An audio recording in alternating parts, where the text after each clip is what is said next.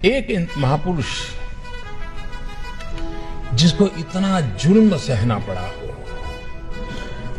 जिसका बचपन अन्याय, उपेक्षा और उत्पीड़न से बीता हो, जिसने अपनी मां को अपना में अपमानित होते देखा हो, मुझे बताइए ऐसे व्यक्ति को मौका मिल जाए तो हिसाब चुकता करेगा कि नहीं करेगा?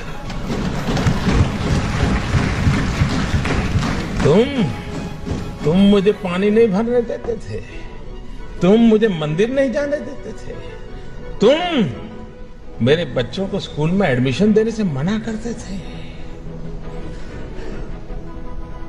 मनुष्य का जो लेवल है ना, वहां ये बहुत स्वाभाविक है, लेकिन जो मानव से कुछ ऊपर है वो बाबा साहब आंबेडकर थे कि जब उनके हाथ में कलम थी, कोई भी निर्णय करने की ताकत थी।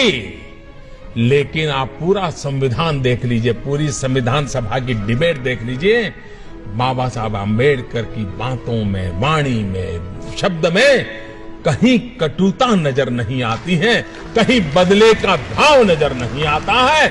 उनका भाव यही रहा। और वो भाव क्या था? मैं अपने शब्दों में कह सकता हूं कि कभी कभार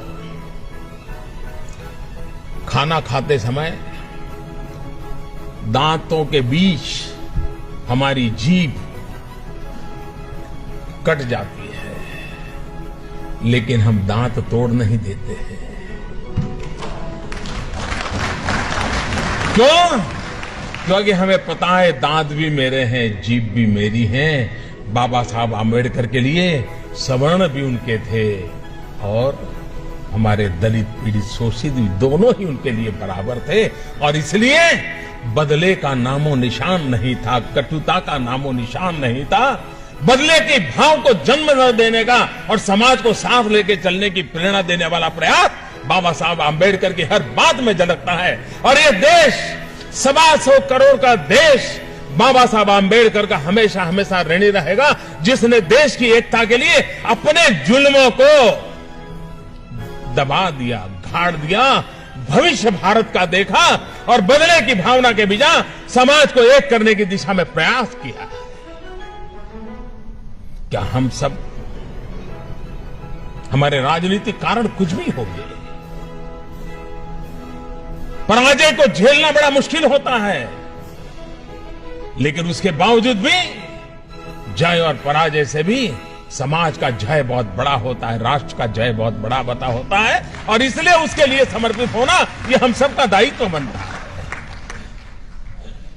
इस दायित्व को लेकर के बाबा साहब आंबेडकर ने जो उत्तम भूमिका निभाई है,